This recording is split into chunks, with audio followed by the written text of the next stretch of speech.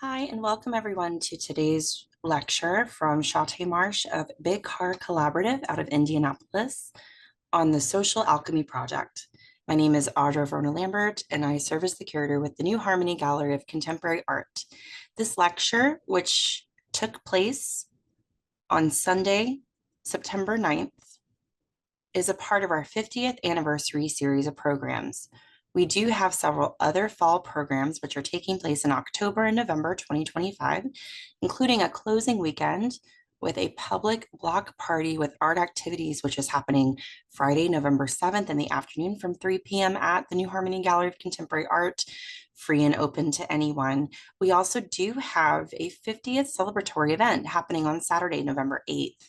That's going to be from 1:30 p.m. at the Athenaeum Visitor Center here in New Harmony. What that will be inclusive of is several speakers who are from New Harmony, artists, creatives, myself, USI partners, and also a few conversations with artists and former gallery staff around themes of utopia and contemporary art practice. That event is free and open to the public. It will be followed by a ticketed reception that's going to take place in the Athenaeum as well. We will have some food available with a silent and live auction. I did also want to mention that that evening is also the Blues Festival in town. Saturday, November 8th is also the Blues Festival in town. So you can get more information on that by visiting Facebook to learn about that event. Finally, our last event is happening on Sunday, November 9th, with artist Sam Van Aken, who's responsible for the Trees of 40 Fruit. He'll be speaking at those trees about his process and making those living artworks, which are right here in New Harmony next to the Athenaeum. For more information on those programs, please visit our website, which is usi.edu/nh gallery. Again, that's NH for New Harmony. The word gallery, you can navigate from there to our programs events page, and all of our October and November programs will be listed there for you to review. The majority are free and open to the public. Where they're not, it will indicate the ticket price. With that, it's a pleasure to introduce our presenter today, Shauta Marsh. Shauta Marsh, who is the co-founder and director of programming at Big Car Collaborative in Indianapolis, Indiana. Marsh is a curator, writer, social practice artist, and researcher, and her work centers around artist-run spaces, thoughtful communities, development via the arts, popular culture's influence on the pursuit of utopia, and rural and urban relationships. She has served as the chief curator and director of programs and exhibitions for Big Car Collaborative since opening Tube Factory Artspace in March 2015. Tube Factory is a 12,000 square foot contemporary art museum in Indianapolis, which also functions as the Big Car Collaborative studio space. Exhibitions are based on themes of community, place, memory, and mythology. She also runs re-granting program Power Plant Grants, which works to distribute 60,000 to Indianapolis, Indiana-based visual artists. In 2026, she will program the new 46,000 square foot building with a total of 8 new exhibition spaces and 18 artist studios. Marsh also co-leads the program side of the Affordable Artist Housing Program, Artist Public Life Residency, as well as a short-term residency program, hosting artists and intellectuals from all over the world through partnerships with other institutions and nonprofits who need temporary housing. She works with artists who explore identity to bring about social change and also specializes in rapid response exhibitions. Marsh herself has curated over 60 exhibitions with a range of artists, including Saya Woolfolk, Wendy Red Star, Elisa Harkins, who's also spoken here at the New Harmony Gallery of Contemporary Art on her project in New Harmony, which you can find here on our YouTube. LaShonda Crow Storm, Pablo Helguera, Trenton Doyle Hancock, Latoya Ruby Fraser, and many, many more. She writes and produces 2 radio programs on the Indianapolis 99.1 WQRT station. She also curates and helps support public art projects and events through Spark Placemaking in Indianapolis. In addition, Marsh is a writer for the Indianapolis-based publication Pattern. She's also a co-author with Jim Walker of a chapter in the publication Creative Placemaking, Research, Theory, and Practice. Thank Thank you so much, and thank you all for coming inside on this beautiful day. So, Big Car, bringing art to people, people to art, sparking creativity. This is our mission statement, and Jim Walker and I, my husband, started Big Car around 2004. And it was initially a group of artists who just wanted to have a space to make things happen in the city that weren't happening in the early 2000s in Indianapolis. And so we would all chip in $15 a month and had this 1,000 square foot gallery space initially, and it had music and poetry readings and whatnot. But we have expanded kind of organically, unintentionally, which I'll get more into later. Here's my contact and our website. And so this is kind of maybe how the world feels sometimes. And the reason arts and humanities has been really important to individual growth, I think, is to helping us figure out our place in the world. And so I like to start out with this slide because this is kind of this chaotic feeling is what drew me personally into the arts, and I think what draws a lot of people into the arts, to kind of make sense of the world. And what is, this is the emblem that you see probably from the onset of the project Social Alchemy. And this was on the cover of a book by Marguerite Young called Angel in the Forest. It had a few different symbols, and I believe this was on the first edition of this. And it was here that we learned about Marguerite Young, who was Kurt Vonnegut's English teacher and really influenced his writing a lot. And how did we end up here? Why did we come to New Harmony in particular? Well, because Jeremy Abramson, he's my mentor, and also he brought me here and he had bought a house here.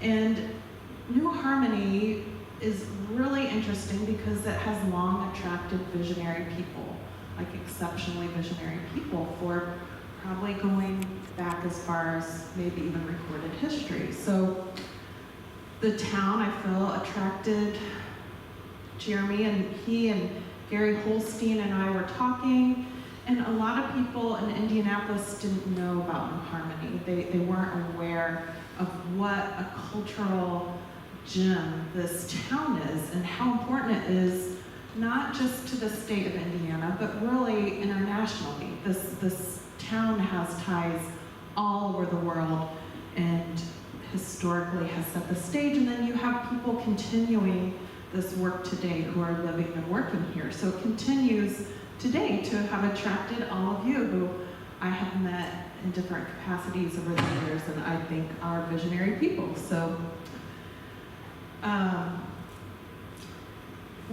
our work too, we were interested in New Harmony because we had purchased this campus on the southeast side of downtown.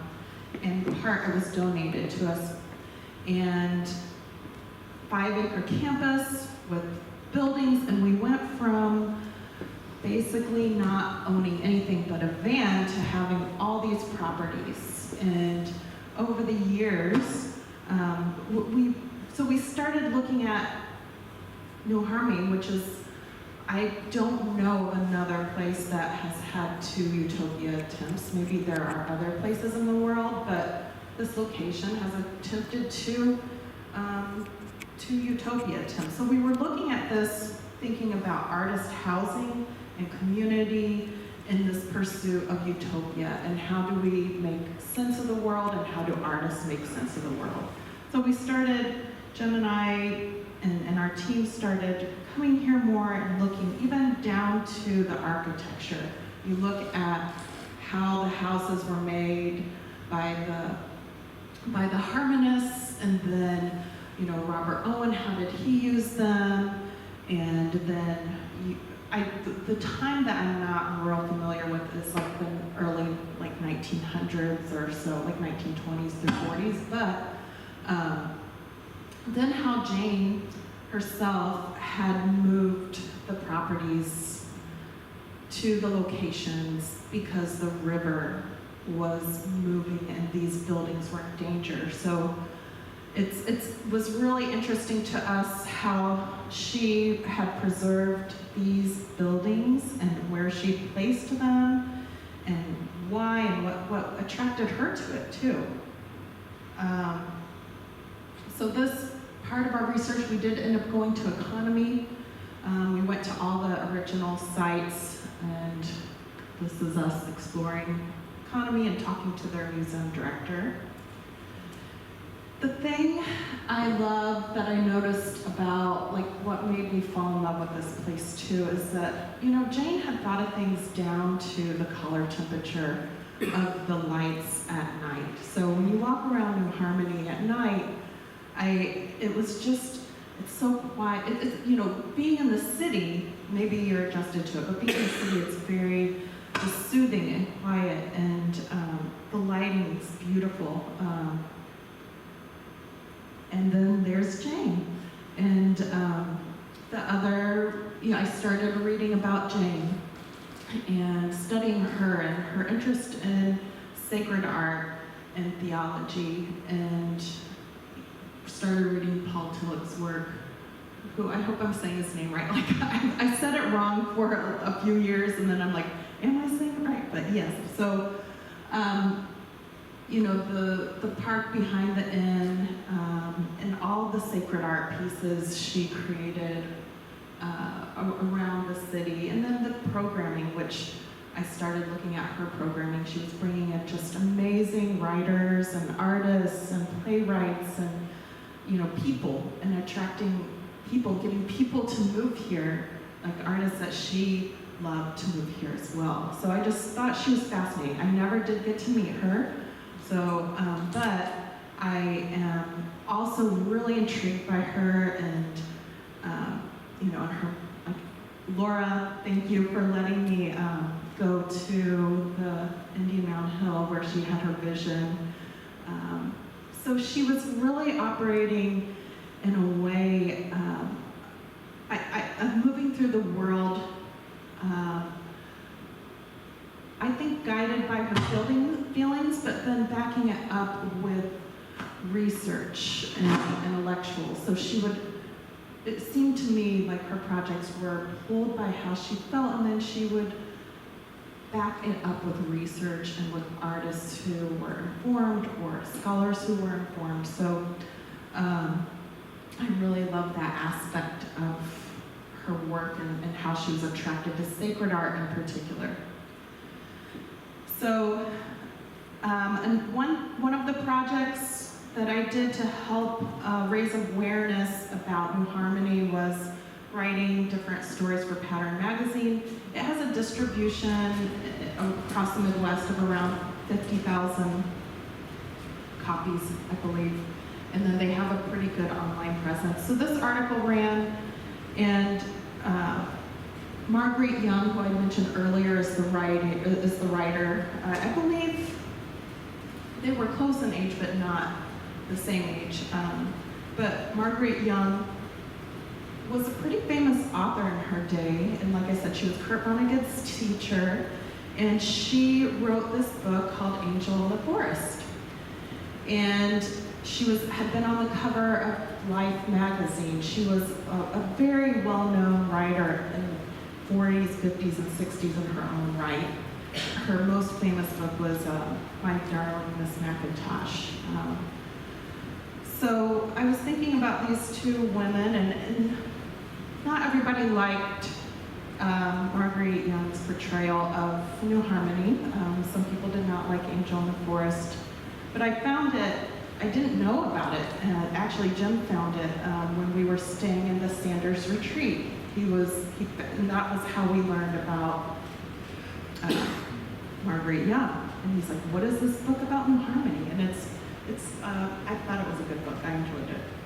The other thing we did as part of Social Alchemy is I curated around 3 different shows for the New Harmony Gallery of Contemporary Art. This is Rachel Leah Cohen and Audrey Barcio, and this was thinking about the Minerva Society and how it had first started here, and it was like one of the first women's clubs, and like I think maybe it might have been the first one even before Boston. So that was interesting to me. So Rachel had made this stained glass window, kind of meditating on that, and then Audrey's works are more abstract.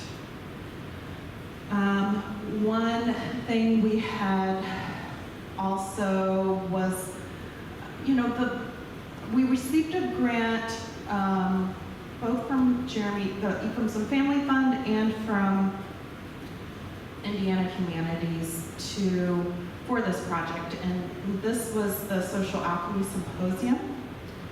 And a lot of things, we received the grant right before the pandemic, so we had bigger plans. Like we had already started having community meetings, so I'm trying to get input from the community about what they wanted for the symposium and how they wanted to be involved for the symposium. So we did we continued it via Zoom, and that did end up happening in 2022. And we recorded, you can go to this, if you want a sticker, it also has the sticker. If you want to go to this website, there's videos. A lot of the programs also, we aired them via Zoom so people could see. They didn't have to come in person, but we still had a great turnout, so close to the, worst times of the pandemic. I felt like we had a great turnout. I think it was like around 250 or 300 people who came in person. But you can, like I said, if you want a sticker and you want to listen to any of those or any of the scholars or people and learn more about who we brought in for that is forever living on the website. The other thing I wanted to make sure, because we wanted to pull people to New Harmony, was showing New Harmony artists. So I had a show with Marianne Mishna, with Laura Foster Nicholson, and Docey Lewis.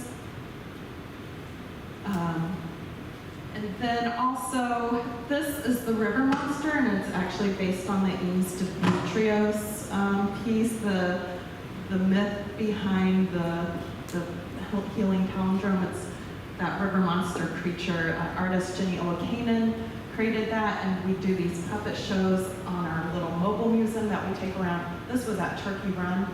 So yeah, we have a little puppet show, and there's Bigfoot and the river monster, and yeah, it's just, so that's another New Harmony influence that is currently in our programming rotation.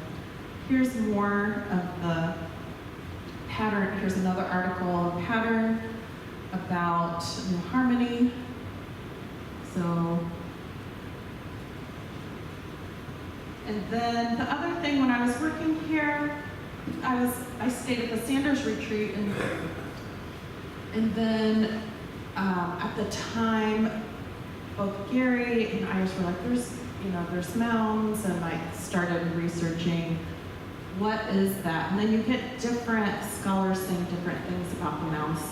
Some academics will be like, there were bodies, and then others are like, no, it was this, it was that. So it's interesting how you have different people different experts saying different things about the mounds. And the mounds are, they're between 15 and 30,000 years old. A lot of the mounds across the United States, so it's hard to have a clear idea what exactly was going on, what was in there, but we do know the harmonists are also buried there.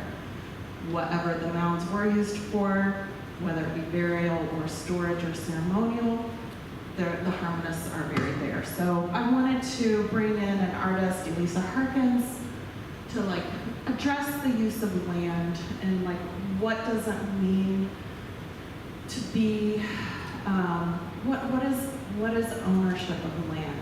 Can you own land? Can you be part of land? Just thinking about who owns land and how do we think of it and why do we think of land and borders and boundaries that way. So Elisa created this project, and this was an NEA-supported grant, and based off of her interpretation of the space. So and that was last year.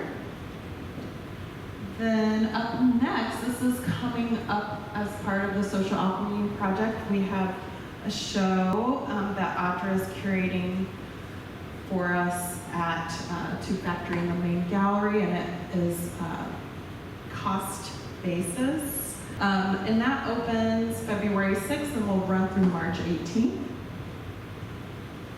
And then I have an exhibit with Ben Nicholson opening in 2026.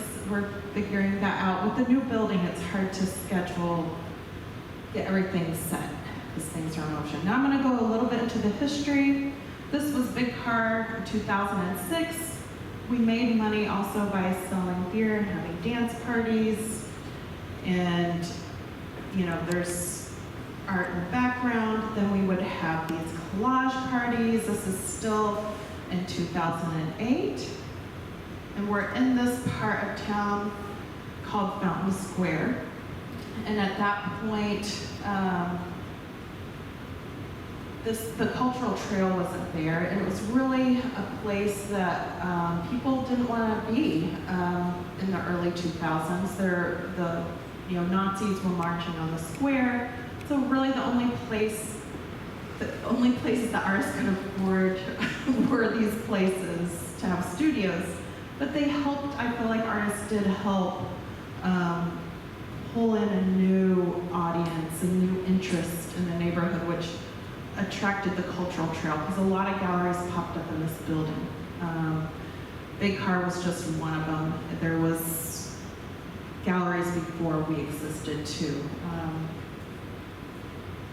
Then we weren't able, the neighborhood did improve, we weren't able to renew our lease.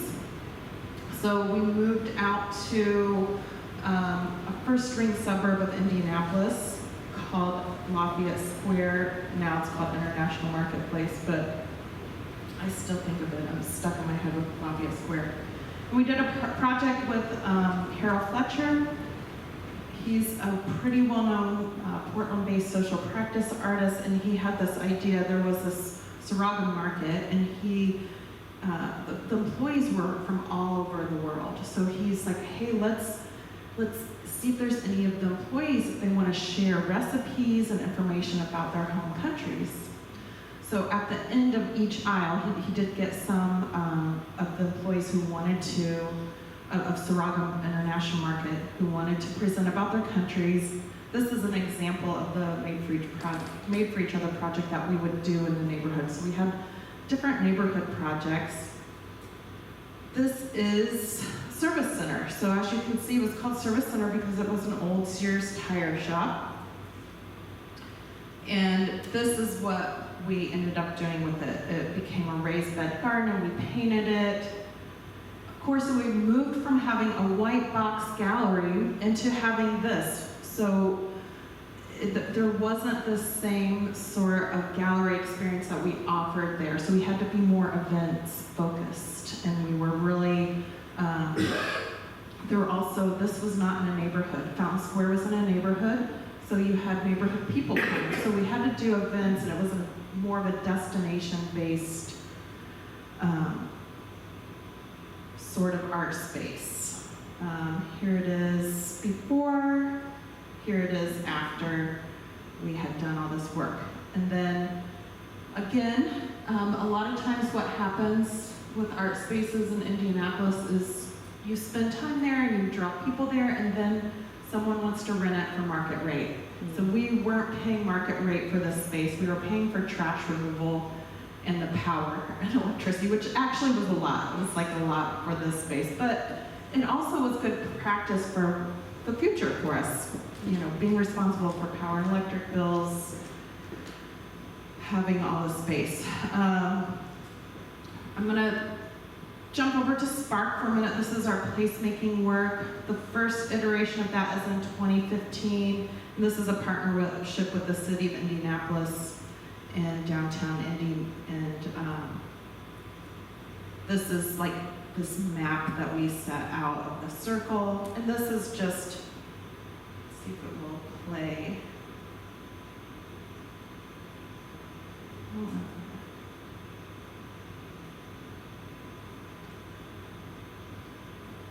don't know if this is going to play or not. There is a video that I don't think it's going to play.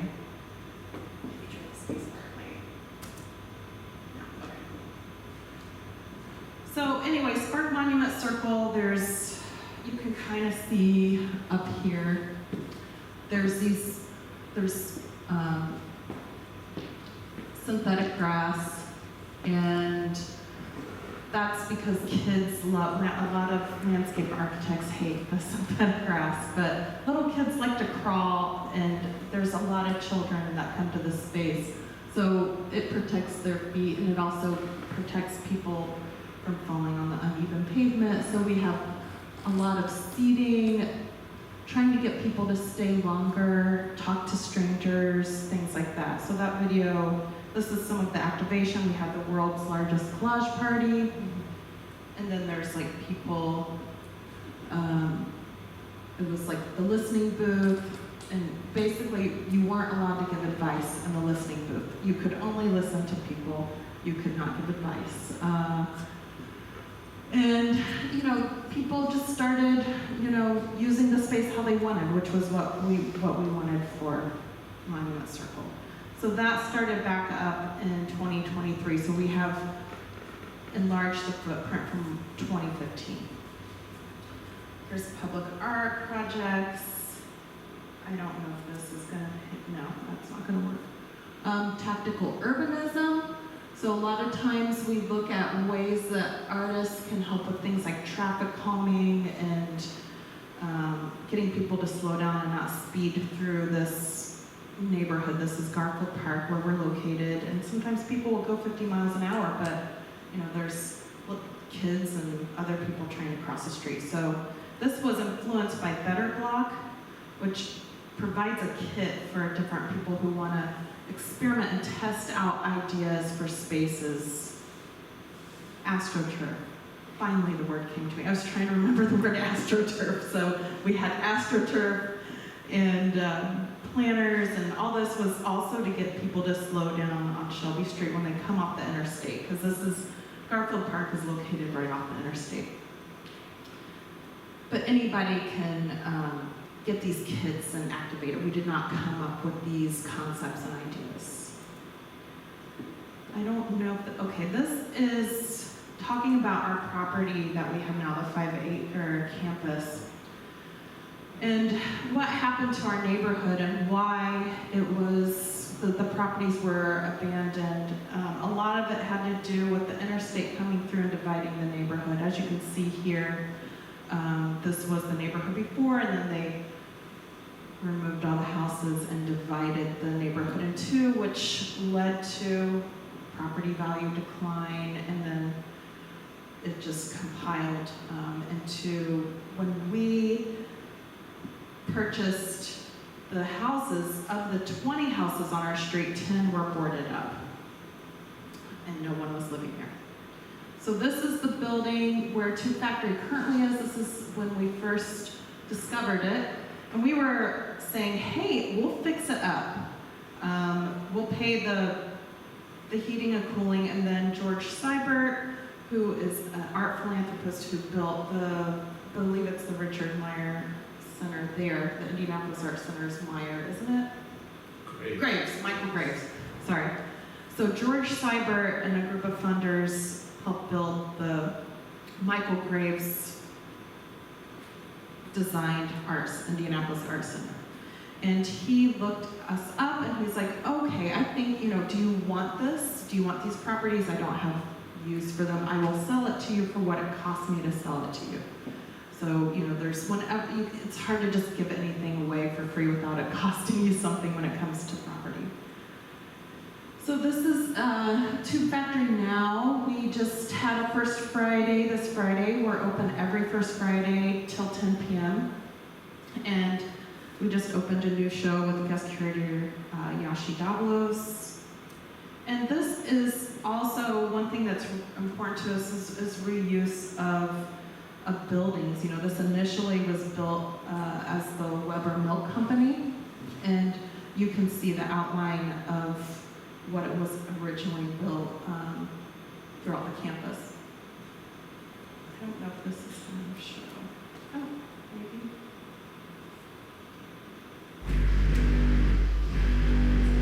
I don't know why it's. So this is the transformation video.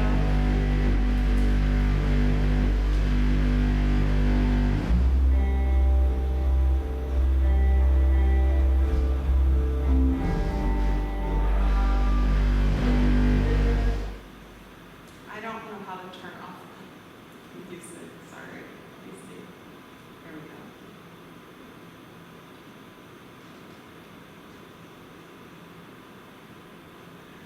So this happened, we had just had a job from Lilly, and we had a partner, Community Development Corporation, on this initially. Big Car had never owned anything, so, you know, they don't just let you do whatever, you know, because we didn't have that track record. We did partner with a Community Development Corporation called Riley Area, and they are who helped us get a federal block grant, which did the renovations, as well as a very generous donations from various funders.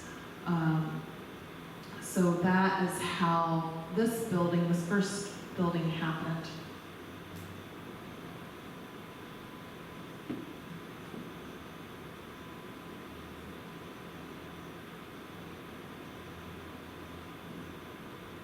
And I know some of you have never been up there, but this was the first show we opened in May of 2016.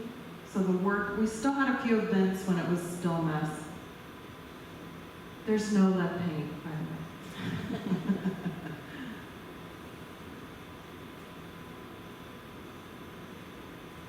And this is where our normal coffee shop is. We found this office that had been bricked in, which we were pretty excited about.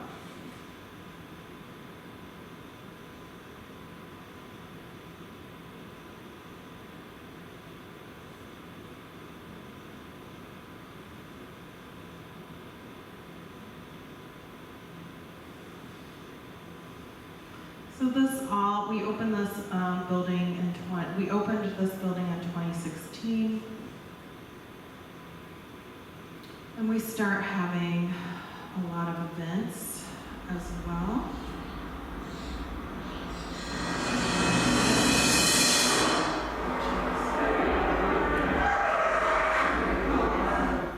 And this is an example. We also host like Teamworks and various programs. So just trying to be a space that partners with other organizations too. So a lot of nonprofits or artists or arts organizations don't always have their own space. So we would try to help them as well have access to run their programs.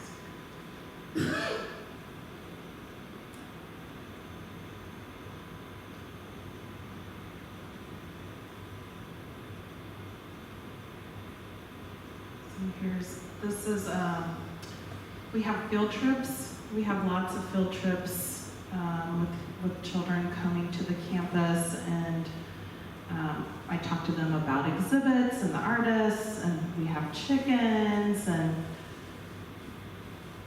this is the Carlos Rulan exhibit, which the artist, he wanted to have live boxing matches as part of his show, and he made I commissioned a robe from him. So the boxers, which worked with at-risk youth, they would get to wear the robe and then have their fights, which they loved. And then this is Scott Hawking, who a lot of times when I am a commissioning curator, so Scott Hawking was an artist, and there was this RCA plant in Indianapolis on the east side, and it's torn down now, but he pulled all this material and made this installation from this abandoned RCA plant, which people thought was really cool. Actually, someone tried to walk up on it, and I was like, please don't, you might fall. Some more hints. This is the Guy Clark Gallery. This is a house gallery that we have that is programmed in part by the artists in our affordable artist housing program. And it's called Guy Clark Gallery because a neighbor had, he donated his services. So we would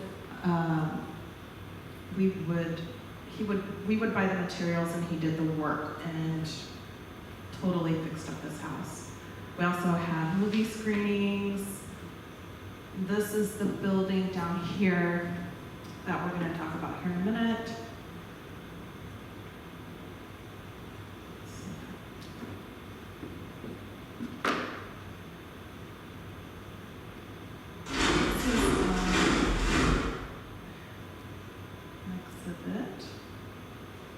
Another commissioned exhibit.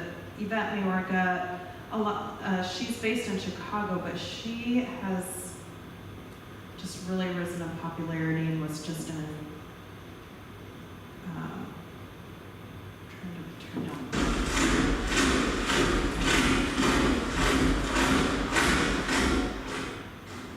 So this is an example of the rapid response exhibits that I occasionally do.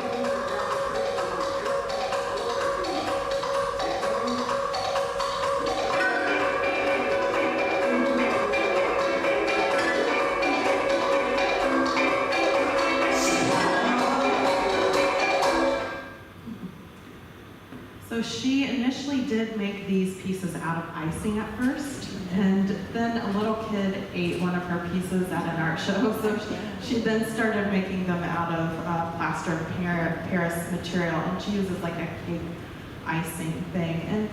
And this opened,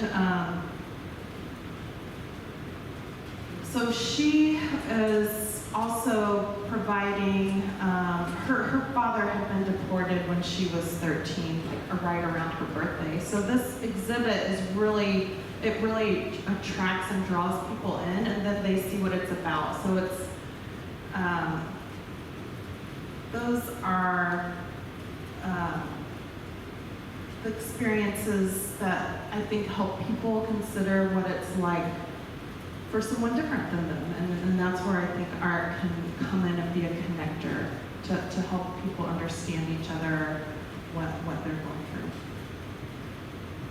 This is Listen Here. This one is no longer open, but this is where our radio station, we have a low power FM radio station, which a lot of the Social Alchemy programs aired on. And the crate here, which is interviews, artist interviews. So it's an arts-based radio station, and people can submit their shows. So this is the campus map, and this shows you where some of the houses, this is an older map. We now have 18 houses on Nelson and Craft.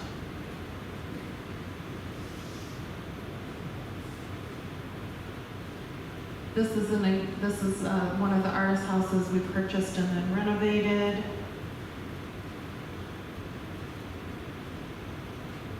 And a lot of these houses needed to the studs renovations because they were just so destroyed by mold and just years of abandonment. And we've gone through a few name changes. We actually don't intend on calling it this. This is an older video.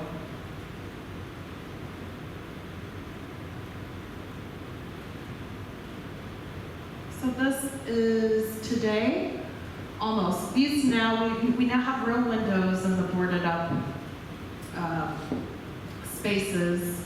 And this is where we'll have the entrance, the main entrance, and the park, and the Indianapolis-based sanctuary. That's all there. And here is, there will be these storefronts that will pop up, and they're around 250 square feet. So an artist who's maybe exploring having a brick and mortar space from online to having brick and mortar space can kind of test that out in these spaces. So keys to this project and the future of our micro community. So these are things we've thought about from working in New Harmony, from studying utopia attempts, from studying the attempts that happened here specifically. So these are some of the values that we have come up with based on leaning into utopia. We don't believe utopia is possible, but it's important to keep trying. Because the world's always changing so quickly, you can't keep up to come up with, like, the best idea isn't going to stay the best idea, and people change. And here's the second. We bought the property early and own versus lease. This is important to the sustainability of our organization, making sure that if the property values increase, that we don't have to move, and that our lease, we don't have a lease, so we just own it, and here we are. We aren't concerned about profit. A lot of times people don't understand the difference between a nonprofit and a for-profit. And so we're artist-led development. And the difference between us and a developer, though, is that we don't care about, we're not ever going to be selling these properties, so we don't have to worry about the value. We care about the people who are in the spaces. And the artists who live in the housing, they use their work 16 hours a month to, and that can be going to a neighborhood meeting, it can be reading a book, researching. They study and use their work in the community. And then we track and gather stories. So we're always learning. We don't ever feel like we have this down. Whenever you get confident, that gets dangerous in this kind of work with community. Here's a few books that have influenced our work as well, outside of New Harmony. So we have Jane Jacobs, which I'm sure you probably all know, Learning to Love You More with Harold Fletcher and Miranda July, and the Tactical Urbanism book. And then these are additional, more like concept books. So Imaginary Cities, Darren Anderson was, he really helped us center the Social Alchemy Symposium. He was one of the authors. He's a Irish author that we brought in for Social Alchemy. Of course, Joseph Campbell, and then Mari Evans. Thank you. Does anyone have any questions? This is one of our art chickens. Thank you.